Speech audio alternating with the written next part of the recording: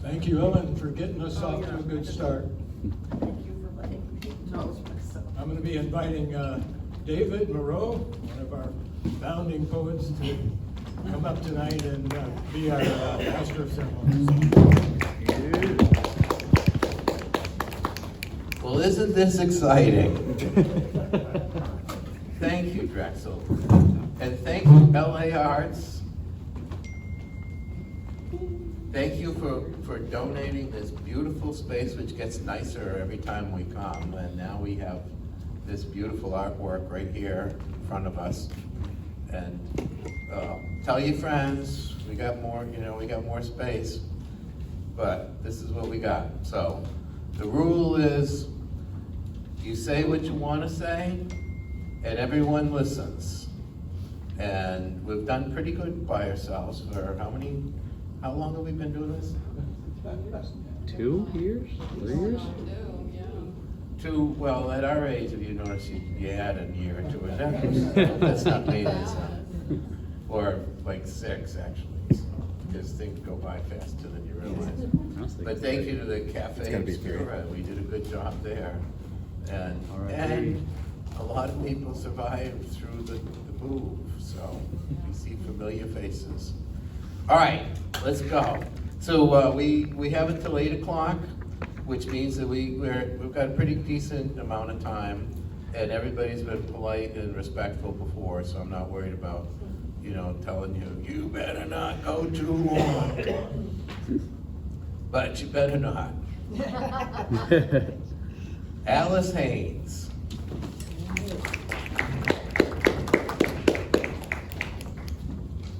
One credit for signing up first.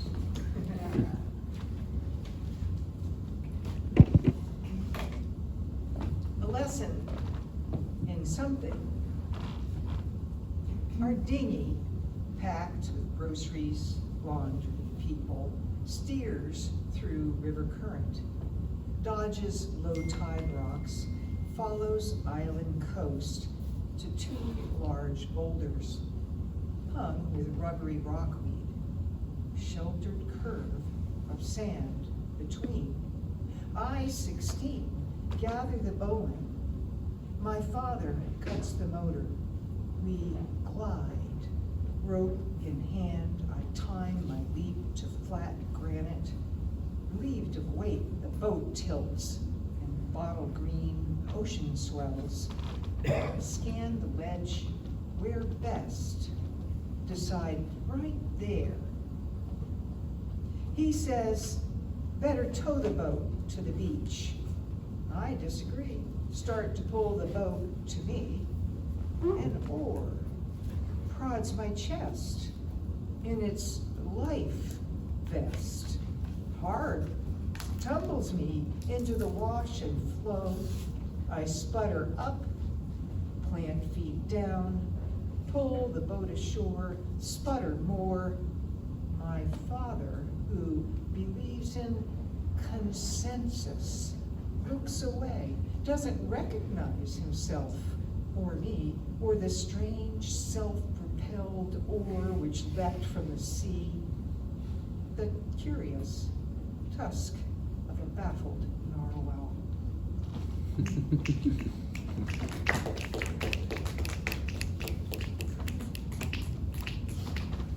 This is a sonnet. Blue, eagerly pivoting forward, the baby combs toward himself, a rhomboid of wood painted blue, mouths its smoothness, a perfect shape to grasp, a silent rattle. It clatters a thrum. Up and down he jiggles, extends his arm high, still clutching the blue. Pauses, then flips his wrist 3 emphatic times to signal with this stiff blue flag, or wave a firm bye-bye. The blue prow will soon skid under the couch to join the red and white smokestack, leaving the boat and its puzzle bereft, as we'll be when he grows. But now he looks at me with lifted brow, eyes wide, shows me the blue, flip, flip, flip, and grins, our shared joke as true as the sky.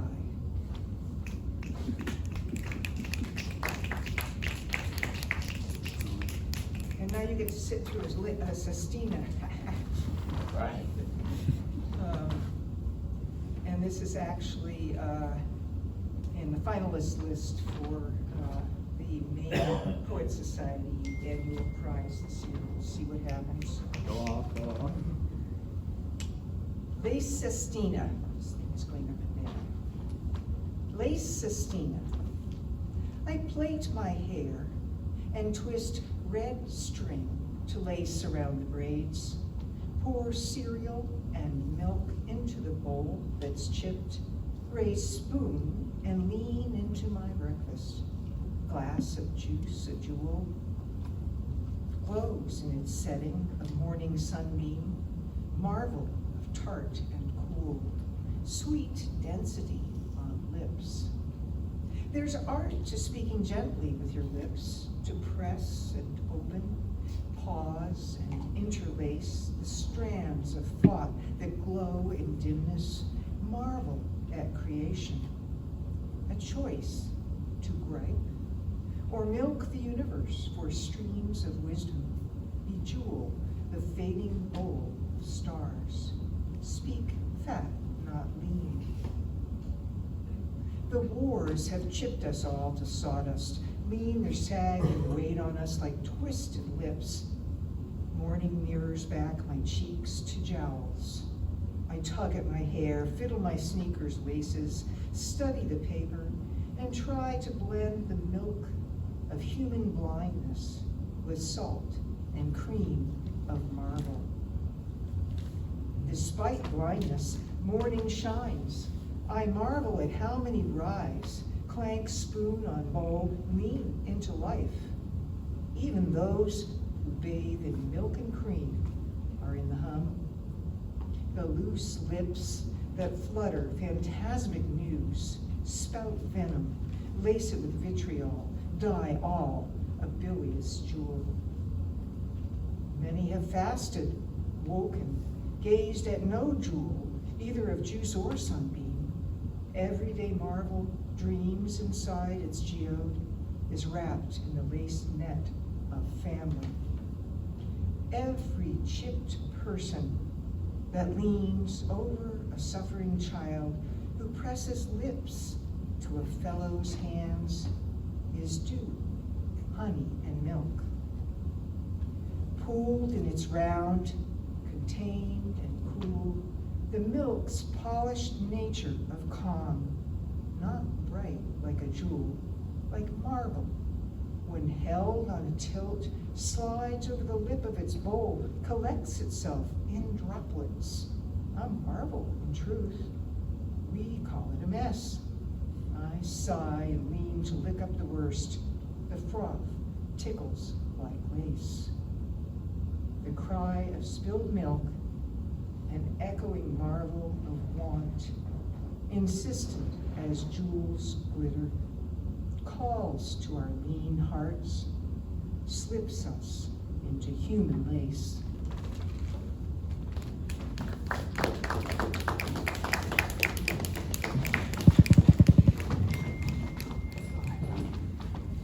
Oh, it's you that's doing it, huh? What should we do to her, do you think? Tar and feather? Turn this off. Take the phone. Right. So that sestina is such an interesting form, how it just kind of like goes around. That was very interesting. Thank you Difficult.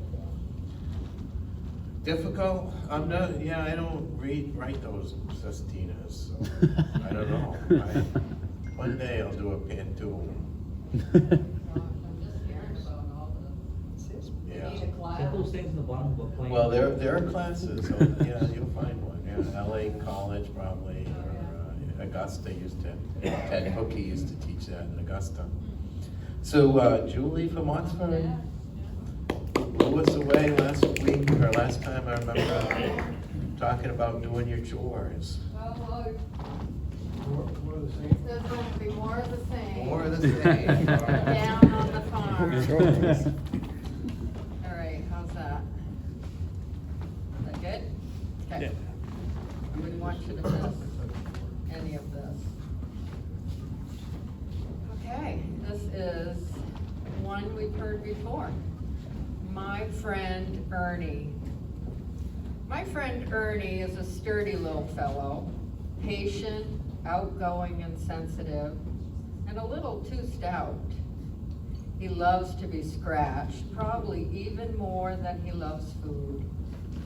And he's a sneaky little fellow who will try pretty much at any chance to steal food from his mama, who patiently eats on and on like it's her duty to stay alive, which it kinda is, as she was wasting away to nothing but bones on hay alone. He makes me so mad sometimes. I know it just must be a gift to see my unloving beliefs and behaviors. How now to manage a farm and a life in a totally loving and accepting way? Help me, Jesus, I gotta go feed.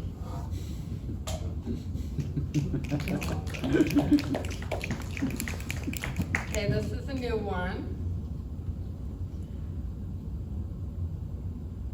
You'll think it's a sequel, probably. Who wants to be a donkey anyways? I look at Ernie sometimes. I look all over his head at the perfect lengths of fur all around his eyes and the dense fuzz of his ear tips. I look into his eyes and try to feel into his brain in that great heavy head. Who wants to be a donkey? How did you get to be a donkey anyways? And now what? Now what do you want to do? Now that you're a donkey and you just have to live out your days counting on the kindness of others, and someone needs to keep taking care of you? How did you get to be a donkey? Why did you want to be a donkey, Miss Sadie Mama? How did you get to be a donkey? Who's responsible here anyways?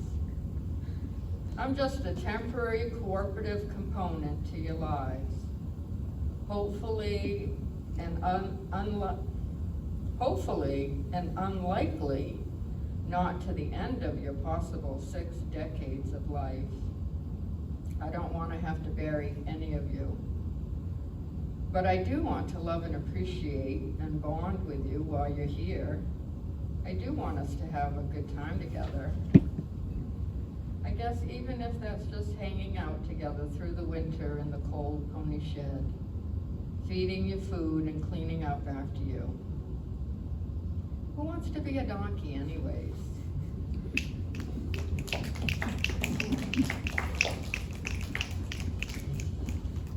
Right, and on a slightly different topic, love letter to a pony. Mr. Pony, Bubba, Pony Man, Mr. Big Stuff, Fritz, Frizzle, you come with a lot of names and nicknames and have developed more in the 3 years with me. You come with a history, a story, and a bit of a naughty reputation, let us say, as any bright but bored mammal can be. You are big and strong, long and tall, but not tall enough to measure up as a horse. And you have a bit of that pony brain curiosity, tempered a bit by your draftiness. But a bit of that small prey, jumpy anxiety, coupled with wanting to make something happen for yourself. You have bent and pushed down my 12-foot gates, destroyed a wooden one, and busted more than a handful of my 2-inch wooden fencing. You are a big, beautiful bay with coarse chocolate mane and tail, chocolate and cream feathers at your sturdy feet, and a most gorgeous white star on your forehead that peeks out from under your thick forelock of dark hair. You are such a handsome boy, and treat me every mealtime with the sweetest front leg curled up pose. How did you ever learn to do that? Or does it just come naturally to you in your excitement for mealtime before you start knocking around the plastic tubs and pawing the ground in your impatience?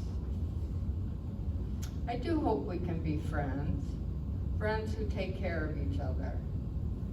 3 snowy and cold winters and hot and buggy summers ought to count for something on my account. Making a plan for your asthma and allergies and what to add or increase so that you might gain more weight, all of that ought to count for something above and beyond the twice-a-day feedings and cleanings. I do hope we can bond. I do hope you'll want me to brush you and cuddle you and ride on your back. I do want to take you out to graze on the lawns and in the woods. And I want to feel safe with you and on you. I guess you want to feel safe with me too. There was that trainer they called Kiwi who used to love to ride and jump you. You bonded with her. And of course, you and Rose had a sweet push and pull kind of closeness and bonding. That's pretty much why you are here, in my yard, in my hands, in my lap. But you are for me now to bond with, if you can, if we can. If we can move past our fears and indifference to bonding. Maybe we're not that different. You with your shaggy head, and me with my ragged dreams. How to love a pony.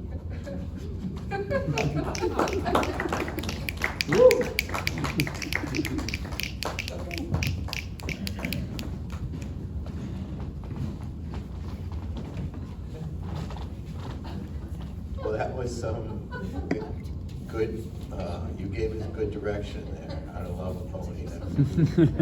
Thank you.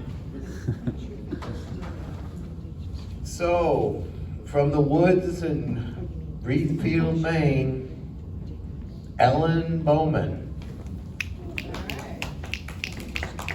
And my shoes hurt, so I'm trying to get there. The barefoot Ellen Bowman. So you're gonna play some piano and, all right, she's gonna surprise us.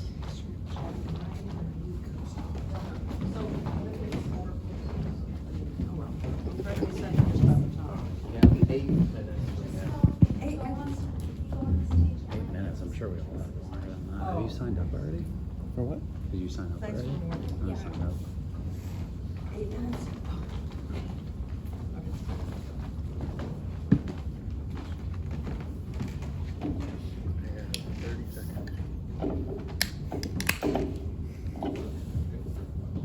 I'm gonna play piano again.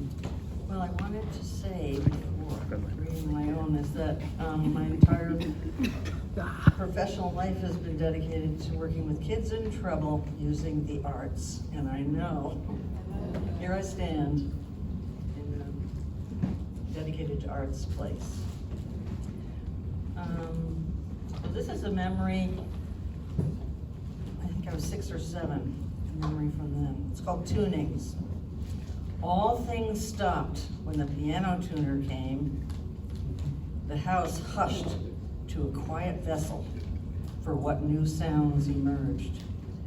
I hovered around the doorway watching Mr. Lally open the black suitcase full of tools, strange to my young eyes. In quiet wonderment, I would gaze as one long, hairy arm reached into the innards and began wrenching the strings, while the other hand danced in all new ways on the black-white surface of my carved upright, forever piercing the musical perimeters of my domain. Unforgettable memory. I love the delicate clapping. I know, we got a thing going tonight, huh? Okay, just use 2 minutes. So I had the gift and privilege of being on a delegation to Cuba a bunch of years ago.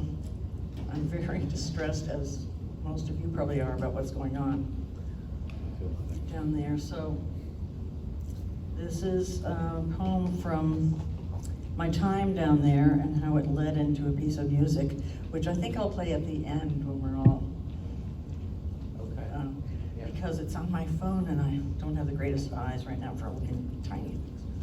So this is called Valse Cubana. It's dedicated to Cuba. In a dim-lit back room, I sit at a piano. My fingers search to find what sounds represent this unique country called Cuba.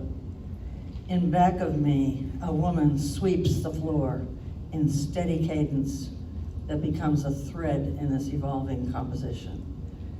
I turn now to see her holding one hand to her heart, pausing to smile before sweeping again. I think I could read it. Okay, so I'll play that piece at the very, very end.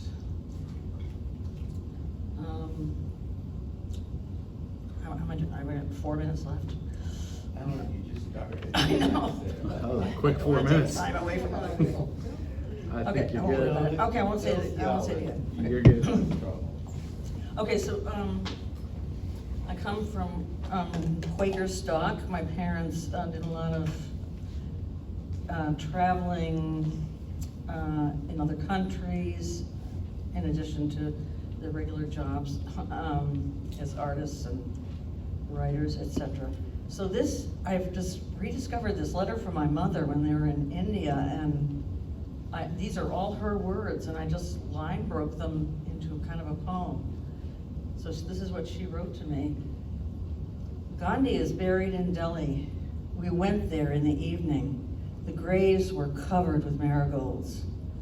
On another day, we walked down a path of shady trees to his ashram.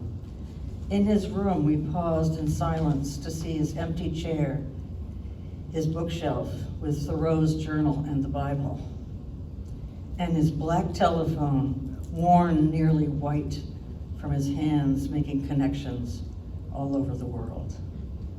Just a simple letter to me.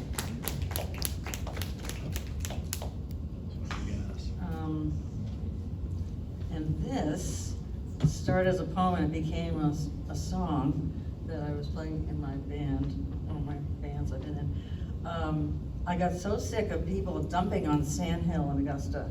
Oh, that's like the, what can you say? Just like the low end. They of- do that, yeah. Yeah, got so sick of it that I discovered there was a waitress in this restaurant that grew up in Sand Hill and had a pretty good childhood and a pretty good time. And I thought, I'm gonna write about this and maybe it'll turn into a song. So it's called Song for Jamie. I'm sure she would, Sand Hill. So it's very rhymey. I've got a story to tell. I've come to know it well. About where I did my growing and all the times just kept on flowing. Talking about Sand Hill, overlooking the mill. See it all from on top. Fun times till you drop. Just a kid, sometimes it's tough.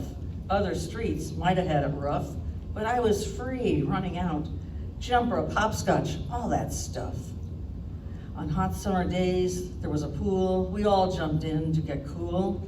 splashing around, kids in our hood. Oh yeah, those times were so good. Then came a time to add a little color. Smoking cigs kept life from getting duller. Out in the barn where Wild Child ruled, Mom's cigs sure were nice, but she couldn't be fooled.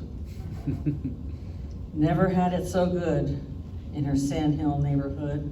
So good, so good, such a neighborhood.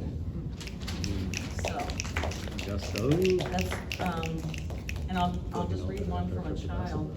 When I worked with kids, if they were painting, I would write down their thoughts very carefully and not drawing attention away. And this so stayed with me. This little girl, who's maybe age 7, was painting butterflies and all kinds of things. And these are her words. Butterflies, it's like they're all singing together. And these are the steps to the stars. Stay there, star. It's a stage for the stars. They all sing together like starfish. They all sing in a row. I can't hear the song. They're whispering. Maybe it's a whisper song. God, That's all for the moment. All for the moment. this little girl's like Gandhi, dude. Thank you, Ellen. Yeah, thank you for And we're getting some piano from you before you go home. Yeah, promise. So, this is interesting. Usually, you know how people, you know, they write when they want to do it based on like where you like to sit in church, you know. And Drexler's usually towards the end, right? Number 7. Right, you're usually towards the end, but right now you're the next one. Drexel from Oxford. Is that actually working? Yeah.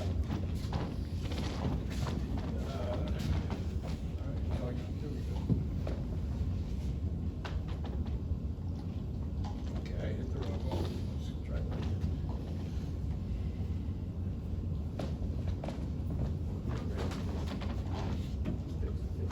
Yeah, yeah. All right.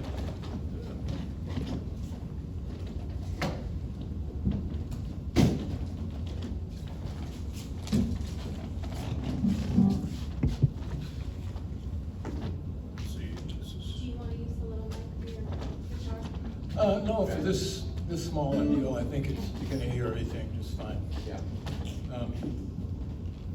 Let me see. Okay. So this song dates back a little bit, actually, to our first 2 years in Maine. We lived lived in South Freeport on the tidal portion of the Harrisicot River. But it just came up again because Rose was in Germany last week and FaceTimed me and said, Dad, after 2 weeks, I was really ready to come home. And it's almost 3 weeks, and I really want to stay longer. I said, oh, I have a song with a verse about that. So the last verse of this song addresses that sensation. And I need a capo to do this right. So. Apparently I did not do my fret. Simply a time. Okay.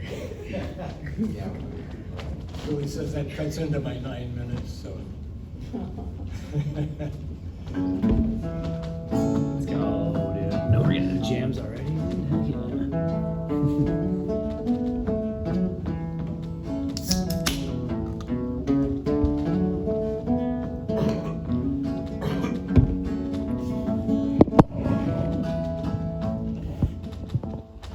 The sun that reflects off the water reminds me of the love in your eyes, while the song in my heart needs a Texas tune some sweet old Lone Star lullaby.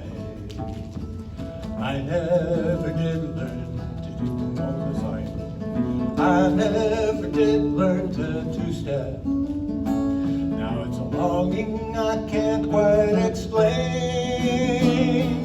I never felt like a cowboy in Texas, but I feel like a cowboy in Maine. Now there's nowhere like Maine that I'll grant ye, from forest to wide shining sea. But I feel twice blessed by the east and the west as the cowboy awakens in me.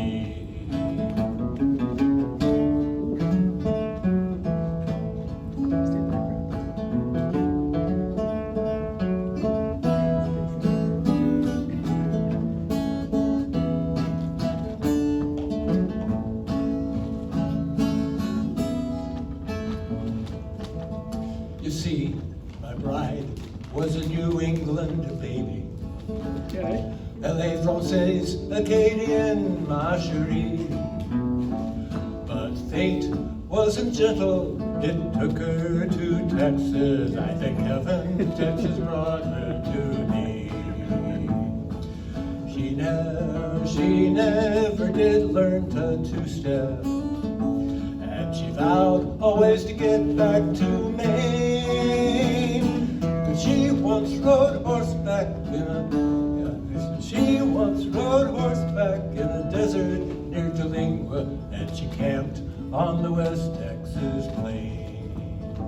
I know her spirit belongs to the ocean, where water meets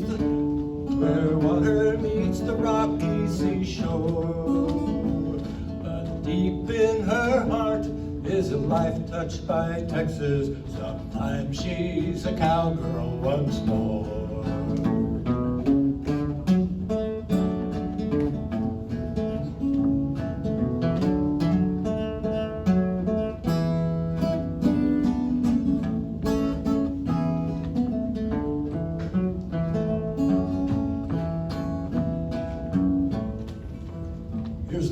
Here's the verse for Rose. Oh children, please heed my warning. If you think you may be tempted to roam, for every wonder that you see, there's a next one that could be, till you find that the whole world's your home. Now no matter where you go, you'll get homesick, 'cause everywhere is a place we can't be. It's the cry of the loon, coyote howling at the moon. It's a spirit that longs to be free.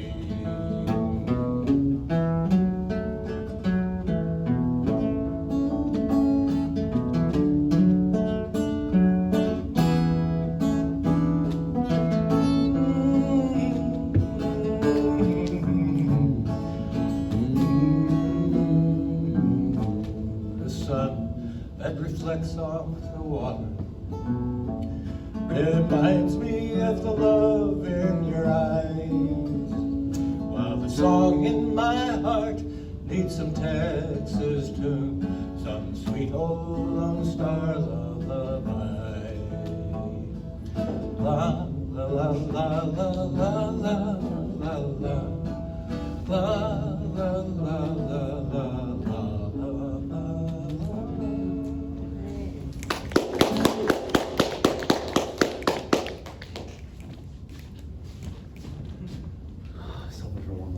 There at the end. Hoping for one more chorus. All right. That's it for you, Axel? Yeah, that was my. All right. Woohoo! That Oh, shit, was I'll get me so high. it's so pretty, isn't it? Shit, I'll get me so high. Run through a fucking wall. Yeah. All right. Well, the merger of poetry and music continues. So, from Wyndham, Wayne O'Brien.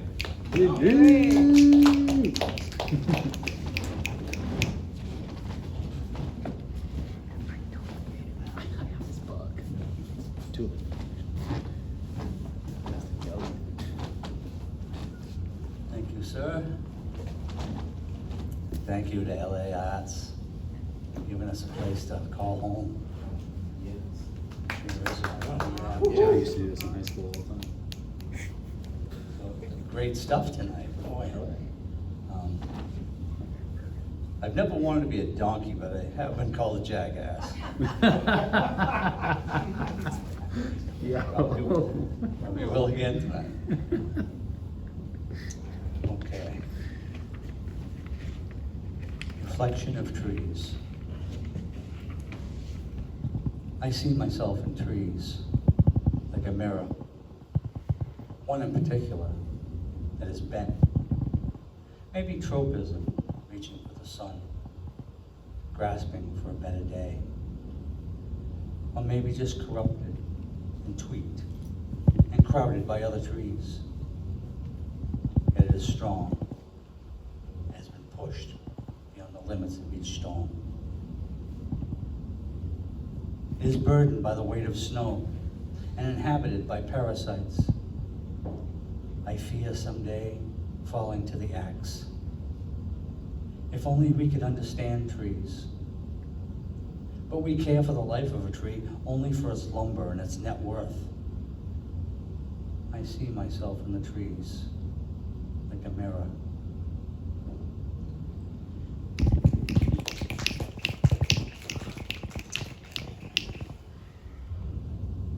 This one here, I found this one.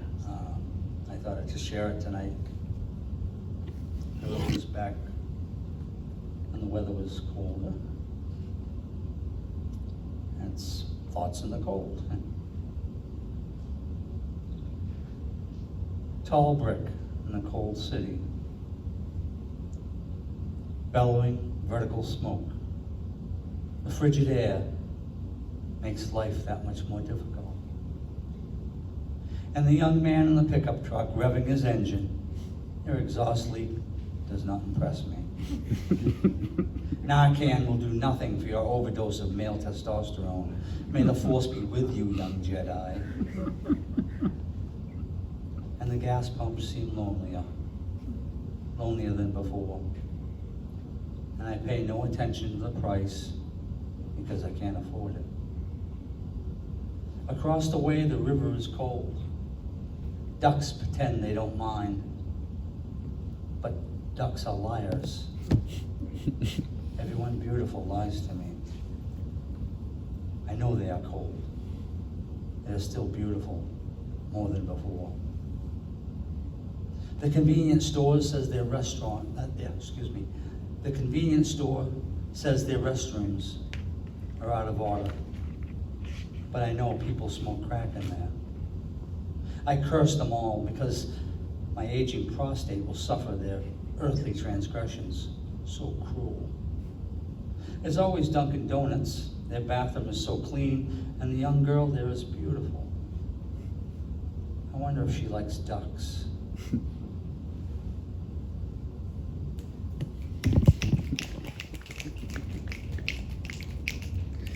What's the matter, you don't like ducks? This one, this other one's got some age on it. It didn't make the cut on my recent book, but it's called Changing Landscape.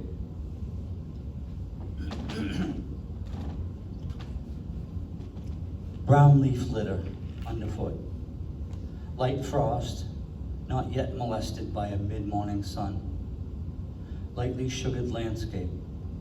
Winter. Dead but not buried.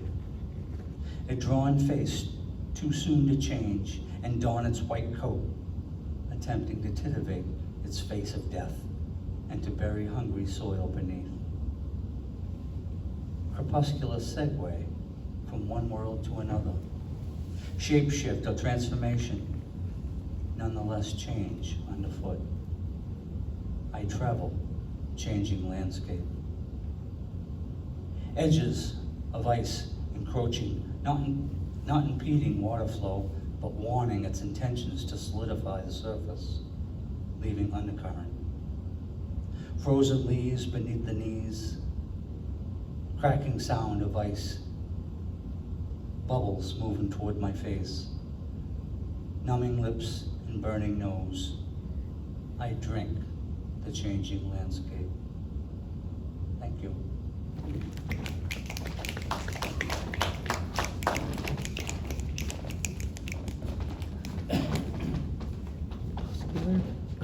Thank you, Wayne. It's like stuff that comes out kind of pre-dawn. So, do you go to a lot of the poetry in Portland? We'll put that in a poem. Yeah. Are we better than them? Remember, Ginger, veteran. There is no better, there is no best, there is no superlatives. What a good answer. Thank you. Yes, right. That was a rude question. Just say we're better. All right. Silly. It was a silly question. Just say we're better, Wayne. No, you're good at showing up, Wayne, and I appreciate it. I just, every time I hear you read, you get better too, so. If nothing else, like an old pair of boots in the corner, right? You can always depend on those old pair of boots. Yeah. Crepuscular. All right, I'm next. Dave Moreau from Wayne, Maine. So we have Wayne from Wyndham, now it's Dave from Wayne. Right. So, Man. for a long time, I worked with people with developmental disabilities in Lewiston, Maine. I did a lot of different things, and this poem is called Jenny Boudreau Learns Who She Can Talk To. Sounds French.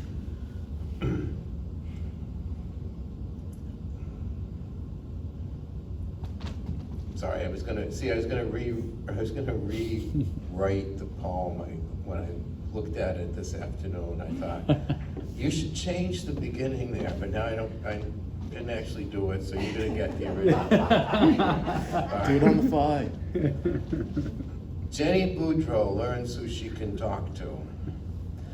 At the mall on Thursday afternoon, Jenny Boudreau spots Hatch and Me by PacSun and beams over. Her staff from Reaching Potential is following behind her, calmly telling her, yes, I think they do want to talk to you.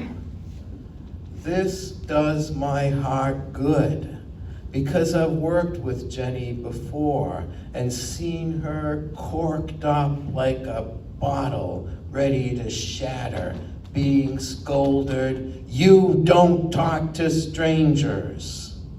But today, she's with a support person who's asking, do they want to talk as people go by? And Jenny Boudreau can figure that out. It's pretty simple at the mall. Most people aren't even paying attention, but a lot do want to talk. And they get a kick out of Jenny, who grins with her whole body, arms and belly, who glows as she signs, how are you? With her chubby fingers, who giggles when she shows off her new top from the clearance rack at Penny's, who jumps up and down in the middle of the courtyard, she's so happy. And if that's not normal, I want to know why not. She's learning the move on skill as well, but that doesn't stop her spreading joy. She has the women at the shoe department eating out of her hands. She's our little ray of sunshine, they tell me, and we don't see the sun much in here. You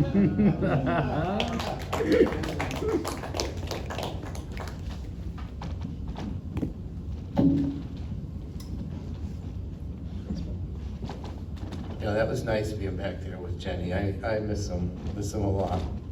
All right, I'm gonna do a sports poem. I think I've done this before, but I like this one. And my basketball team inexplicably lost 3 games in a row. Yeah. And I'm hurting, but this is from when the Maranacook boys varsity basketball team won the state championship, 2006. It's called Gold Ball. team from Presque Isle was big, and they knew how to play the game, pounding the ball inside, dropping 8-footers off the glass effortlessly. We made a couple of 3-pointers, but that was about it in the early going, and we were down by 8 at the quarter. But the team from Maranacook was good as well. We were fast, and we had a shooter. Not that it did much good at first.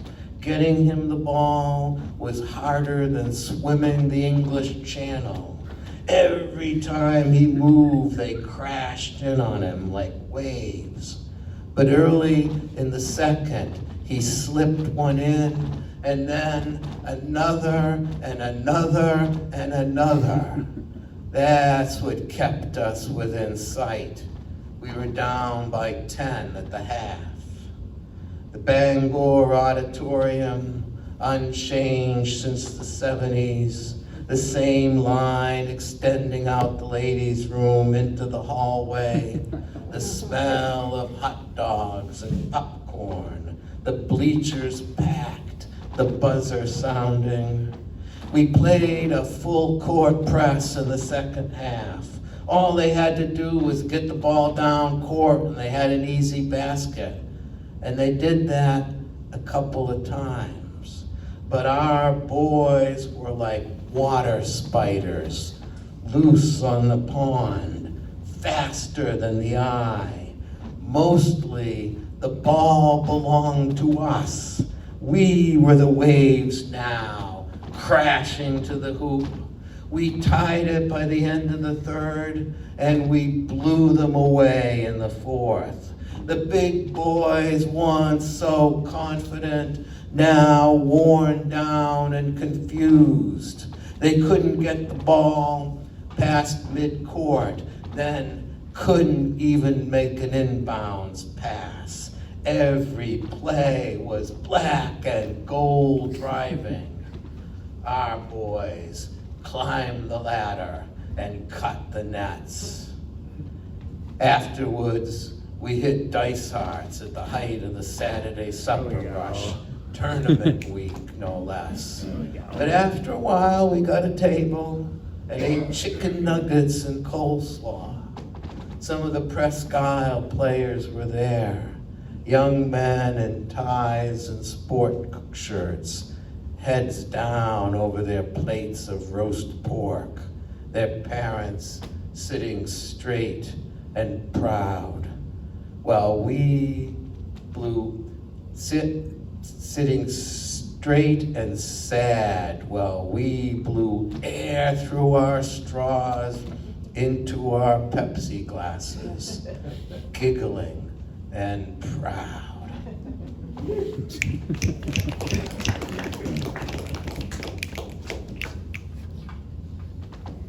So my dad's 94, and he's still going, and it's, I realize it's crazy for a guy my age to be complaining about having to go to Florida to check on his dad. So, no complaints. But it's amazing how memory, works with old people, that he can't remember what time of day it is, but he could talk about, a barn that he was in 1952 and how the cow stalls were arranged. And then I thought, that's how you remember stuff. And as you get older, right, you get all kinds of stuff to remember. So this is called The Record American, and it's about a trip I took when I was young. On the island of Samos in 1983, my wife and I stood on a hillside as a leathery woman in a widow's black dress pointed to a pathway and shouted, "Pano, Pano." And we dumbly looked it up in the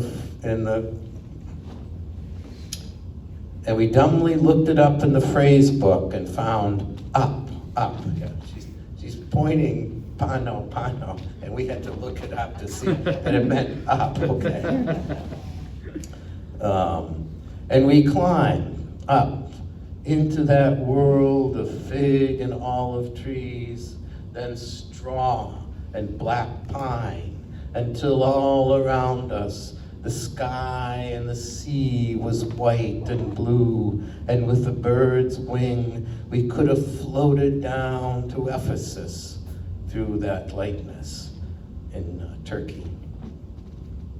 Returning that night through the cobbled streets, the sound of goat bells and wind now forever mixed in our memory, we find the family at our guest house crowded together, watching the Dukes of Hazzard on TV. The old man beams, "Dukes, Dukes!"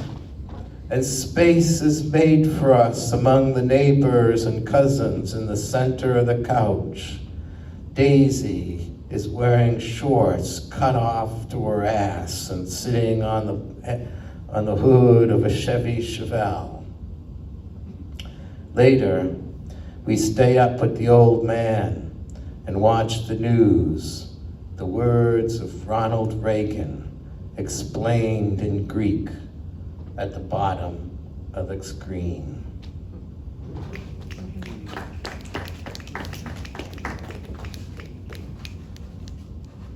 I saw it happen. I saw the $54 trillion that went from the middle class to the upper class, right in front of us. All right, thank you. Dave, that was better than Portland. Thank you. Yeah, you get out there and you tell them about Lewiston, Maine, what we got here. You tell them. Good one. All right, Deja. Yeah. I'm just gonna go last. I'll wait until everyone else goes, and then I'll go at the end. Oh, okay, you're Deja, okay. Yes, good, no, now I understand. Yeah, all right, good, all right. So we got lots to look forward to then. All right, so, now, Alex, did you write your name down? Not yet. Not yet, not yet? I didn't get the There's time. plenty of time. Yeah. He's waiting for his opportunity. All right. You think we're gonna let you, or you don't think we're gonna like say no? Do you wanna go that next? didn't work? You wanna go? You ready? Did you sign up though? I'm next. Joe is Go, next. You can go. I'll go after you. I Joe, didn't John, sign up. and then Alex if we let him. If, yeah, okay, And okay. Deja to finish. And then, And of course, I'm sure. I mean, John's probably. I haven't signed up either. Well, I mean, the freaking sheet was over there. Here, let's make it official, Alex. Thanks, brother. I don't want you to. You ain't getting out of it. Oh, you signed up. And this, what's that? Let's go after you. Hello, hello. Is this okay? A little louder? Maybe if I get closer. Is that better? Yeah. If I get right in it. I'm Auburn now. That sucks, right? With a little kiss. I'm not wearing lipstick today. Whoa. Yeah, so I've got 3 poems for you, supposedly. I don't think I've read them before, but maybe. I printed this one off months ago, so I think it's just been hanging out. So, look down at your hands, now look at me. I want to kiss them. Don't understand how you go around all day touching things that don't fall apart when you touch them. At a table, tearing open a package of chopsticks to rub their tips together and to give food a pinch. Look at you, tearing open a bundle of flatware so you can poke and scoop and wipe the corners of your mouth. Or maybe you're running your hands over a workbench, wondering where you might have left your tools. Or actually, you're thumbing through your phone for a podcast, your blue-collar hands at rest in flakes of scraped paint, and I fall apart just looking at them. I want to see them again wrapped around a liberal cup of hot chocolate, preempting with a fingertip pirouette to keep the whipped cream from your nose. It's a little more dignified, sure, but it's still hard to handle. The way your fingers always transport sweetness to your own mouth when I would rather it brought to mine.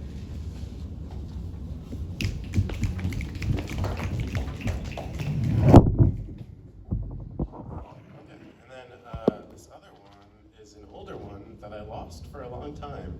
And I could not find it, but I was convinced that I had written it and it existed, and I could not find it searching anything.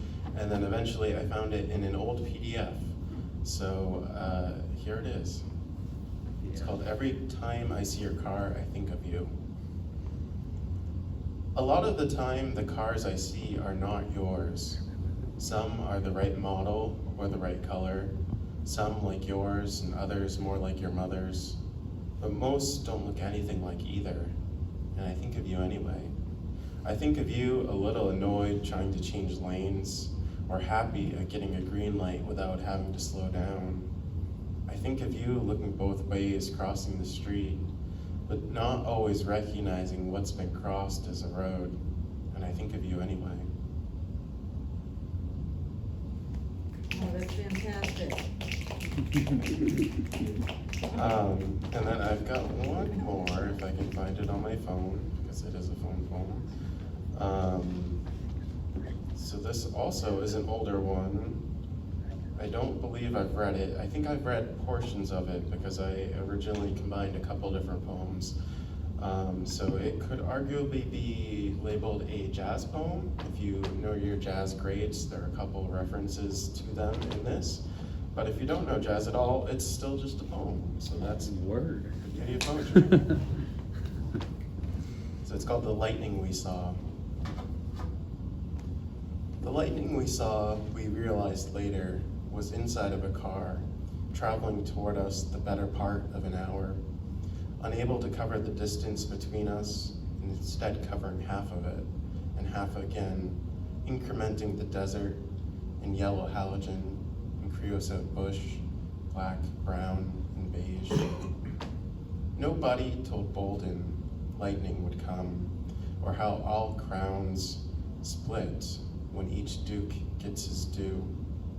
Trying to remember there are still places with snow where steering wheels adjust, where feet crash down on clutch, and dirt needs no king. But he heard thunder most nights, yeah, and we hear its stillness echoing from back then. Thank you.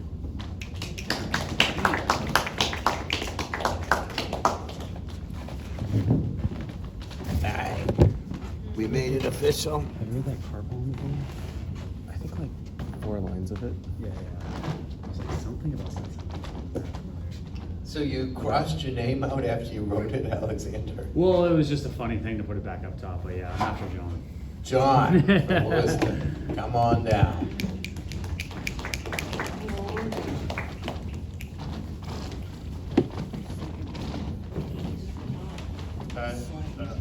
This is what I look like.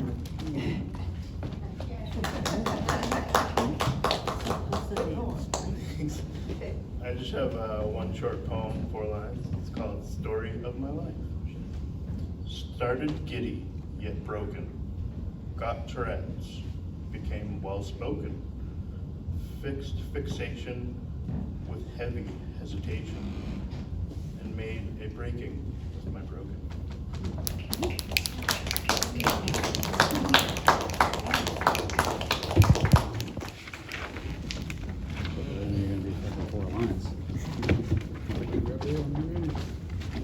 Thank you, John. That was beautiful.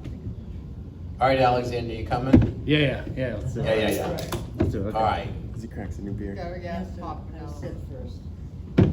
All right. How are the kids? They must be like ready for the summer vacation. Spring awakening is real. Hey guys. Hey. Good to see everybody again. Happy. It's been 2 months since the last time I saw everybody, so always good to be back.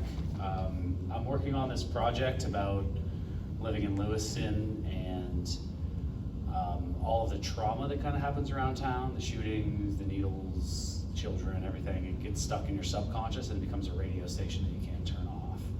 So you try to go to bed and the news keeps playing, you try to do other things, and you keep hearing stuff. So I'm working on this larger project, and a lot of the poems are from this. It's a lot of B-roll and just a lot of me doing poems over it. So here's the start to this project, or kind of the middle of the project. But that's kind of where these poems come from. Yeah. It's called Radio Lewiston. Bienvenue, FM Lewiston. I am the original Androscoggin. I dug for clay by the great falls and fished in the river's rushing water. The world was a quiet place. Sorry, it's a little too close to me. The world was a quiet place. Only the rustling of deer broke the morning silence. The dead I've seen have their faces painted with red and black. They disappear down the river until I see their eyes peer down from the stars at night. Why can't they cross over? The trials of death are more bitter than any winter. The guardians hold them by their hands and neck. To be strong and dance and hunt only helps for a moment. But eternity, the journey of the soul, begs every question, tests all strengths. If you love this place, they will keep you here. Paradise is nothing but escape, and most aren't ready to let go. Somewhere the shadow self keeps closing the moon gate whenever you are ready to pass through, because you haven't examined your phases yet.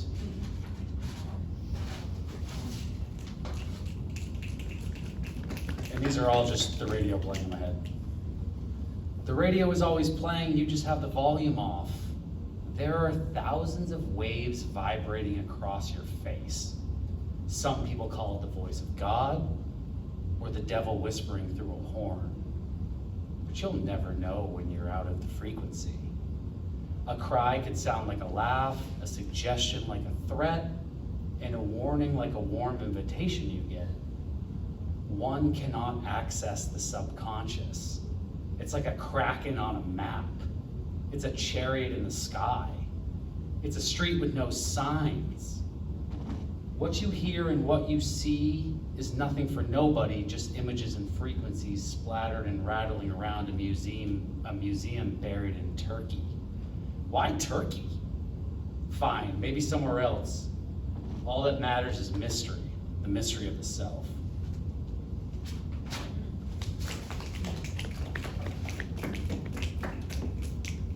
The radio's on. It can't be turned off. I'll haunt you because you're hauntable. There's enough imagination left in your skull to bring forth parts of the spirit world. You sit in silence, which is perfect for the music of witches. There's too much stimulus to drive somebody mad the way we used to. You pick up the message in the bottle instead of throwing it in the garbage. I'd almost admire you if I wasn't holding your head underwater. You can hear screams, can't you? You know her last words, even though you've never heard her speak. I can work with that.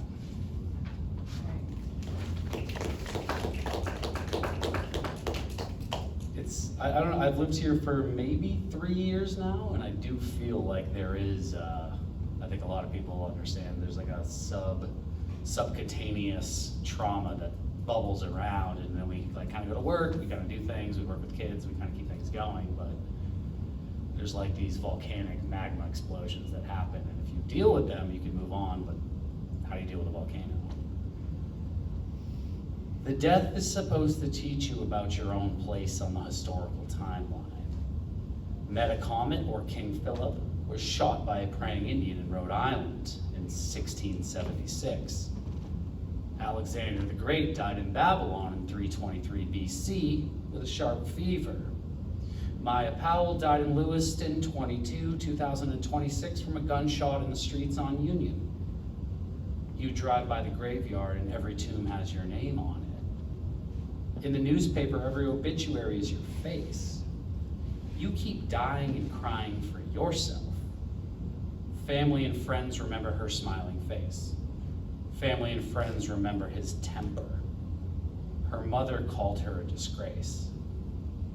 His father called him lazy to his dead face. If you go to sleep, little poet, I'll open up every naked tomb in your mind and I'll ask them what they remember about you. If you keep writing, I'll open up the cellar door and start exploring. If you think of death every day, you'll master the present finally. If you think of death every day, nobody will invite you over for crumpets. But those invitations stopped coming long before any of this radio station started. All it took was one peek into the sarcophagus to splinter you away from everyone feigning love anyways. Thank you.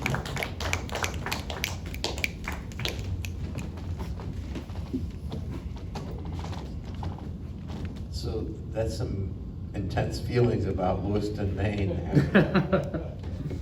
Deja, you ready? Yep. So we're gonna have Deja, and then we're gonna have some, Alan's gonna, While people Mount- look at art, Pardon? while people. Would clean up or. yeah, Clean up good, and that do sounds things. perfect, okay. Yeah. So one more poem? I have 1 or 2 interviews I'd love to do with people too, if people have time. See if they hear dead voices. Couple interviews. Good. So see if I'm the only one.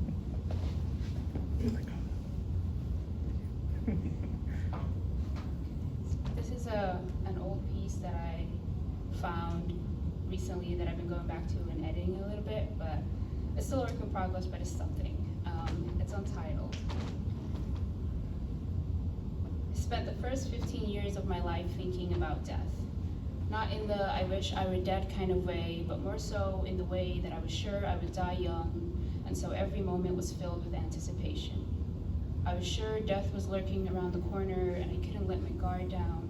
Couldn't let it fool me because the walls always crumbled when I loosened my grip. I spent the first 15 years thinking about death, and on the nights that I was sure would be my last night alive, I would mold myself in the tiny crevice behind my mother's spine, cradle in the shadow of her silhouette. This was the safest place I knew, where her breathing felt like proof that the world was still holding together, where I could pretend that if something came for me, it would have to go through her first. And maybe that's what safety was. Not the absence of fear, but the illusion that someone else could stand between me and it. But mornings always came, and death never apologized for the nights it stole from me. It just lingered, less obvious but never gone. And I think this is the hardest part. When you grow up but the fear doesn't, when your body learns to survive something that never even happened, when you stop hiding behind your mother's back but still brace yourself like something is coming, like something is always coming, and now I can't press myself into her spine anymore, but I still sleep like I'm waiting. Still hold my breath like the world might collapse if I let it out too quickly. Still live like I was never meant to make it this far.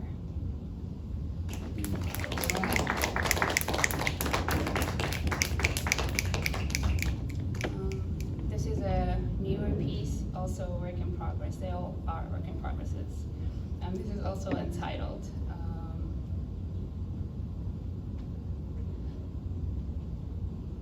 a working title is A Conversation Between Me and the Mirror. You never call, you never visit, quick to run away from your problems, believing distance could heal you, quick to abandon anything that asks you to be known. You've mistaken your cynicism for vigilance. You keep waiting for people to prove themselves to you, as if you're something holy, something worthy of devotion, while you offer nothing in return. As if you are above disappointment, though in truth, disappointment is the sum of who you are. It hangs from you like the smell of smoke, coats the mouths of those who loved you. It is the only thing faithful to you, the only thing that remains after you leave. And you always leave. You're always leaving, as though harm becomes justified when you are the one causing it in silence, never once turning back for those you left behind. You've made it impossible for anything gentle to survive near you. Tenderness wilts in your hands like dying flowers. There is nothing misunderstood about you, nothing tragic enough to sanctify you. There is nothing that happened to you. There is something in you that's rotten, a black mold that coats the walls of every room you enter. It's what you are, an infection wearing a human face. Thank you.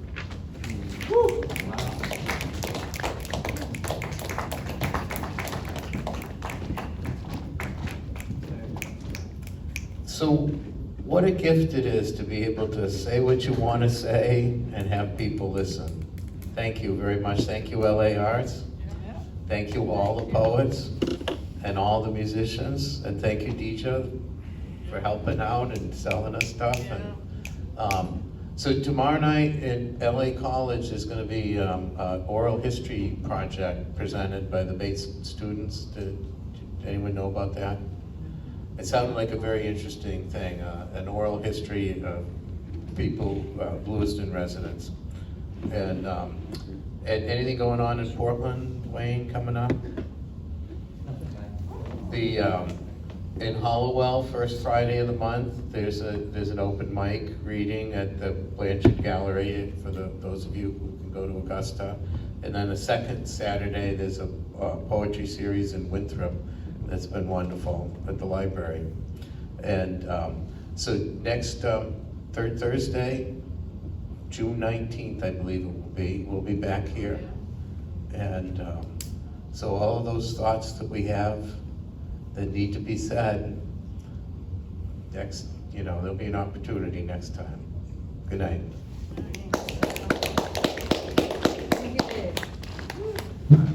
Can I do a little interview with you, Joe?